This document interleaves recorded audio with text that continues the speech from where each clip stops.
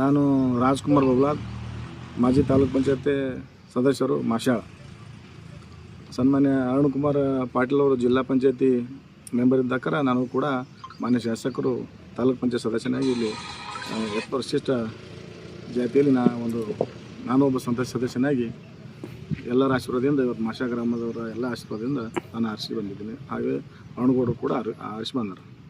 ನಾನು ಕೊರ್ಬ ಸಾಹೇಬ್ರಿಗೆ ಒಂದು ಮಾತು ಕೇಳೋಕ್ಕೆ ಇಷ್ಟಪಡ್ತೀನಿ.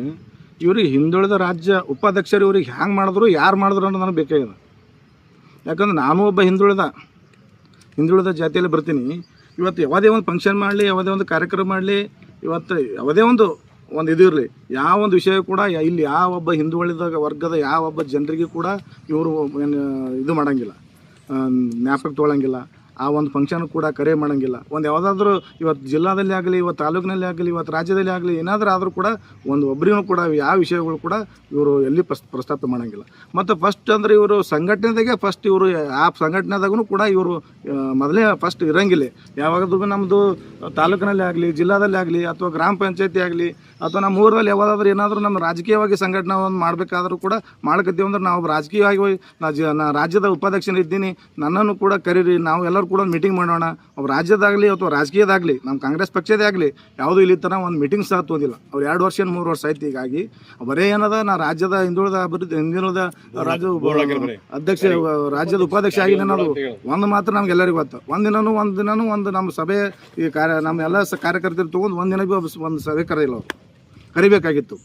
ಮತ್ತು ಇವ್ರಿಗೆ ಯಾರು ಮಾಡ್ರೋ ನಮ್ಗೆ ಗೊತ್ತಿಲ್ಲ. ಏನು ಅರುಣಗೌಡರು ಮಾಡಿರೋ ಗೊತ್ತಿಲ್ಲ, ನೆಮ್ಮಪಟ್ಟು ಮಾಡಿರೋ ಏನು ರಾಜ್ಯದಾಗ ಇದ್ದಂತ ಬರೀ ಇವರು ಸಾಹೇಬ್ರ ಹೆಸರು ಹೇಳ್ತಾರೆ. ಅವರು ಯಾರಂದ್ರೆ ಸಿದ್ದರಾಮಯ್ಯ ಸಾಹೇಬರು ಅವ್ರವ್ರೇ ಅದಾರ, ಅವ್ರ ಹೆಸರು ಹೇಳ್ತಿರ್ತಾರೆ.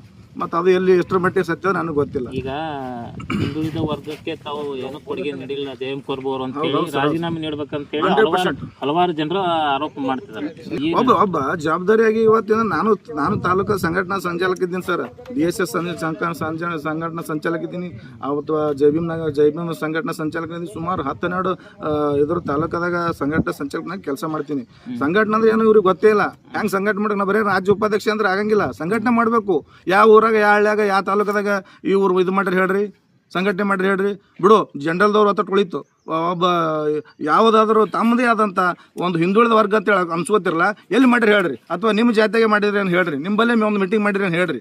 ಯಾವೊಬ್ಬ ದಲಿತನಾಗಲಿ, ಯಾವೊಬ್ಬ ನಿಮ್ಮ ಕುರುಬ ಸಮಾಜದವ್ರಿಗಾಗಲಿ, ಯಾವೊಬ್ಬ ಕೋಳಿ ಸಮಾಜದವ್ರಿಗಾಗಲಿ, ಹಿಂದುಳಿದವ್ರಿಗೆ ಯಾರು ಏನಾದರೂ ಅನ್ಯಾಯ ಆದರೂ ಅಂದರೆ ದನಿ ಹತ್ತಿರನ್ನು ಕೇಳ್ರಿ. ಇವರು ಹೆಂಗೆ ರಾಜ್ಯದ ಉಪಾಧ್ಯಕ್ಷರಾಗ್ತಾರೆ? ಇವರು ಕೂಡಲೇ ರಾಜೀನಾಮೆ ಕೊಡಬೇಕು. ಸುಮ್ಮನೆ ಏನಾದರೂ ಬೆಟ್ಟಕಸಿಂದರೆ ಸುಮ್ಮನೆ ಅರುಣಗೌಡರುಗಳ ಸುಮ್ಮನೆ ಅಪವಾದ ಮಾಡ್ಕೊಂಡು ಸುಮ್ಮನೆ ಏನಾದರೂ ತಾವು ರಾಜಕೀಯ ಬೆಳೆಸುವ ಸಲಕ ತಾವು ಏನಾದರೂ ಅಪವಾದ ಕೊಟ್ಟು ಬೇರೆ ಪಕ್ಷಕ್ಕೆ ಹೋಗ್ತಿರೋದು ಹೋಗಲಿ. ಸುಮ್ಮನೆ ಬೇರೆಯವರಿಗೆ ಒಂದು ಗುಬ್ಬೆ ಕುಡಿಸ್ಕಸಿಂದ್ರೆ ಹೋಗಬಾರ್ದು. ಜನ ಮಾಡಲಿಲ್ಲ, ಭಾಳ ಹುಷಾರಾದ್ರೆ ಈಗ ಜನ. ಎಂ ಪಾಟೀಲ್ ಅವರು ಶಾಸಕರಾಗಲು ಜಯಂ ಕೊರ್ಬು ಅವರು ಬಹಳಷ್ಟು ಕೆಲಸ ಮಾಡಿದಾರಂತ ತಾಲೂಕಿನ ತುಂಬಾ ಮಾತಾಡ್ತಿದ್ದಾರೆ. ಇದು 100% ಸತ್ಯಕ್ಕೆ ಸುಳ್ಳವಾದ ವಿಷಯ. ಹೇಳ್ತೀನಿ ಕೇಳಿ ಸರ್. ನಾನು ಮಾಷಾಳ ಗ್ರಾಮದಲ್ಲಿ MLA ಅವರು ಇಲೆಕ್ಷನ್ ಇತ್ತು, ಇದೇ ಶಾಸಕರು ಇಲೆಕ್ಷನ್ ಇತ್ತು, ಹೋದ ಇಲೆಕ್ಷನ್. ಈ ಇಲೆಕ್ಷನ್ ಬಿಫೋರ್ ಒಂದು ತಿಂಗಳ, ಇನ್ನೂ ಒಂದು 15 ದಿನ ಒಂದು ತಿಂಗಳಿತ್ತು ರೀ. ಅವಾಗ ಇಲ್ಲಿ ಚೌಡೇಶ್ವರಿ ಮಂಗಲ್ ಕಾರ್ಯಾಲಯ ಇರ್ತದ ನಮ್ಮ ಮಾಷಾಳದಾಗೆ. ಅಲ್ಲಿ ಒಟ್ಟು 5 ತನ್ನ ಏನದಲ್ಲ ಕೊರ್ಬು ಫೌಂಡೇಶನ್ ಅಂತೇಳಿ ಏನದಲ್ಲ, ಒಟ್ಟು ಜನರನ್ನ ಮೀಟಿಂಗ್ ಕರೆದ್ರಿ. ಅಲ್ಲಿ ಸುಮಾರು 2,000 ಜನ ಮೀಟಿಂಗ್ ಕರೆದಿತ್ತಲ್ಲಿ. ಕರೆದಾಗ ಅವ್ರಿಗೆ ಒಬ್ಬರಿಗೆ ಕಿವಿ ಮಾತು ಹೇಳಿಲ್ಲ. ನೀವು ನೋಡ್ರಪ್ಪ, ನನ್ನ ಅಭಿಮಾನಿಗಳಿದ್ದೀರಿ, ನನ್ನ ಹಿತೈಷಿಗಳಿದ್ದೀರಿ, ನನ್ನ ಅಭಿಮಾನಿಗಳಿದ್ದೀರಿ, ಇವತ್ತು ನಾ ಎಲ್ಲಿ ಹೋಗ್ತೀನಿ, ನೀವು ಅಲ್ಲಿ ಬರ್ಬೇಕಂತ ಹೇಳಿಲ್ಲ. ಇವರು ಆ ಫಂಕ್ಷನಲ್ಲಿ ಹೇಳಿಲ್ಲ. ಇವತ್ತು ಬಹಿರಂಗ ಅವರಿಗೆ ನಮಗೆ ಚರ್ಚೆ ಕರಿ ನಾವು ಸಿದ್ದಿದ್ದೀವಿ. ಅವ್ರಿಗೆಲ್ಲ ಕೆಟ್ಲಿಗೆ ಹೋಗಲಿಕ್ಕೆ ಬಿಟ್ಟು ಇವ್ ಒಬ್ಬನೇ ಬಂದ್ಬಿಟ್ಟ. ಗೊತ್ತಿಲ್ಲ, ಮುಚ್ಚಿದ್ದೇವ್ ನಾವು. ಗೊತ್ತಿಲ್ಲ. ಇಲ್ಲ ಸರ್, ಕುರುಬ ಸಮಾಜ ಅನ್ಬೇಡ ಸರ್. ಕುರುಬ ಸಮಾಜದವ್ರು ಯಾವಾಗ ಭೀ ನಮ್ ಬೆನ್ ನಿಂತಾರ ಸರ್. ಅವ್ರು ಯಾವಾಗ ಭೀ ನಮ್ಮ ಕಾಂಗ್ರೆಸ್ ಪಕ್ಷದಿಂದಾರ, ಎಂ ಪಾಟೀಲ್ ಇಂದಾರ, ಅರುಣಗೌಡ್ರ ಇಂದಾರ. ಆದ್ರ ಕುರುಬ ಸಾಹೇಬ್ ಒಬ್ಬನೇ ಬಂದಿರ್ಬೇಕು. ಓಟ್ನು ಅವ್ರು ಹಾಕ್ಯಾರೋ ಇಲ್ಲ ಗೊತ್ತಿಲ್ಲ. ಆದ್ರ ಆ ಫಂಕ್ಷನ್ದಾಗ ಸುಮಾರು ತನ್ನ ಅಭಿಮಾನಿಗಳಿದ್ರು. ಅವ್ರಿಗೆ ಇವರಿಂದ ಹೆಲ್ಪ್ ತೊಗೊಂಡಂತ ಸಮಾಜದ ಸೇವಕರು ಇದ್ರಲ್ಲಿ ಎಲ್ಲ ಚಲೋ ಇದೆ. ಅವ್ರು ಯಾರೋ ಕನಕ ಟೇಲರ್ ಎಲ್ಲರೂ ಏನೇನೋ ಹೆಸರು ಅದಾವ, ಅವರೆಲ್ಲ ಇದ್ರು. ಅವ್ರೆಲ್ಲರಿಗೂ ಕೂಡ ಕೆಟ್ಲಿಗೆ ಹೋಗ್ಲಿಕ್ಕೆ ಬಿಟ್ಟು ತಾನು ಒಬ್ಬನೇ ಬಂದು ಕಸಿಂದ್ರೆ ನಾನು ಎಮ್ಮ ಪಳ್ಳಿಗೆ ಆರಿಸ್ತಿದ್ದೀನಿ, ಬರೀ ಹೋಗಿಸಿಂದ ಎಲ್ಲಿಯಾದರೂ ಫಂಕ್ಷನ್ದಾಗ ಹೋಗೋದು ಹಿಂಗೆ ಕುರುಬ ಸಾಹೇಬರು ಭಾಷಣ ಮಾಡೋಣ ಅದನ್ನು ಒಂದು ಮಾಡ್ಯಾರ. ಒಬ್ರಿಗೆ ವೋಟ್ ಹಾಕಂತೇಳಿ ಇನ್ನೂ ತನ ಎಲ್ಲಿಗೆ ಮಾಡಿಲ್ಲ. ನಮ್ಮ ಆಶಾದಾಗ ಹೇಳಿಲ್ಲ ಓನಾಗಿ. ಎಲ್ಲರಿಗೂ ಬಿಟ್ಬಿಟ್ರು. ಯಾಕೆ ಬಿಡಬೇಕು? ನಿಮ್ಮ ಅಭಿಮಾನಿಗಳಿದ್ರು, ನಿಮ್ಮ ಹಿತೈಷಿಗಳಿದ್ರು, ನೀವು ಅವ್ರಿಗೆ ಹೆಲ್ಪ್ ಮಾಡಿದ್ರಿ. ಅವ್ರು ನಿಮ್ಮ ಮಾತು ಕೇಳಲ್ಲ. ಇವತ್ತು ನನಗೆ ಹೆಲ್ಪ್ ಮಾಡಿದ್ರೆ ನಾನು ನಿಮ್ಮ ಮಾತು ಕೇಳಲ್ಲ. ಕೇಳಬೇಕಾಗ್ತದೆ. ಅವ್ರಿಗೆಲ್ಲ ಬಿಟ್ಟು ಕಸಿಂದ್ರೆ ಫಂಕ್ಷನ್ ಮಾಡಿ ಸುಮಾರು 2,000 ಜನ ಕಲ್ತಿದ್ದು ಸರ್. 2,000 ಜನರಿಗೆ ನಾನು ಇಂತಲ್ಲಿ ಹೋಗ್ತಾ ಇದ್ದೀನಿ, ನಾನು ಕಾಂಗ್ರೆಸ್ ಬಿಟ್ಟು ನಾನು ಇರಂಗಿಲ್ಲ, ನಾನು ಕಾಂಗ್ರೆಸ್ದಾಗ ಇರ್ತೀನಿ, ಅದಕ್ಕೆ ನೀವೆಲ್ಲರೂ ನಾನು ಬೆನ್ನು ಹತ್ತಬೇಕು, ನಾನು ನಿಮ್ಗೆಲ್ಲರಿಗೆ ಸಹಾಯ ಮಾಡಿದಂದ್ರೆ ನೀವು ನಾನು ಹೆಲ್ಪ್ ಮಾಡ್ತೀನಿ, ಎಮ್ ಪಾಲ್ಟಿ ಓಟ್ ಹಾಕ್ಬೇಕಂತ ಹೇಳಬೇಕಾಗಿತ್ತು. ಹೇಳಿ ಕಸಿಂದ ಎಲ್ಲರಿಗೆ ತಂದು ಕಸಿ ಎಮ್ ಪಾಲ್ಟಿ ಜಾಯಿನ್ ಮಾಡಬೇಕಾಗಿತ್ತು. ಬಿಟ್ಟು ಕಸಿಂದ್ರೆ ಇವತ್ತಿನ ಅರುಣಗೌಡ್ರ ಸಲಿಂದ ನನಗೆ ತುಳಿಲಿಕತ್ತಾರ, ಎಮ್ ಪಾಲ್ಟಿ ನಾನು ತುಳಿಲಿಕತ್ತಾರ, ಗೊತ್ತಾಗಲ್ಲ. ಇದು ಇಲೆಕ್ಷನ್ದಾಗ ಎಲ್ಲರಿಗೂ ಗೊತ್ತಾಗ್ತದೆ, ನಾ ಏನು ಮಾಡೀನಿ, ಅವ್ರು ಏನು ಮಾಡ್ರಿ, ಎಲ್ಲರೂ ಏನು ಮಾಡ್ರಿ, ಎಲ್ಲರಿಗೂ ಗೊತ್ತಾಗ್ತದೆ. ಇವತ್ತು ಸರ್ಕಾರದ ಒಂದು ಫಂಕ್ಷನ್ ಅಂತ ಹೇಳ್ತಾರೆ, ಎಮ್ ಪಾಲ್ಟ್ರ್ ಅನುದಾನ ಇಲ್ಲದೆ ಇದಕ್ಕೆ ಹೋಗಿಸಿದ್ರೆ ಗುದ್ಲಿ ಪೂಜೆ ಮಾಡ್ಲಿಕ್ಕೆ ಸಾಧ್ಯ ಅದನ್ನ?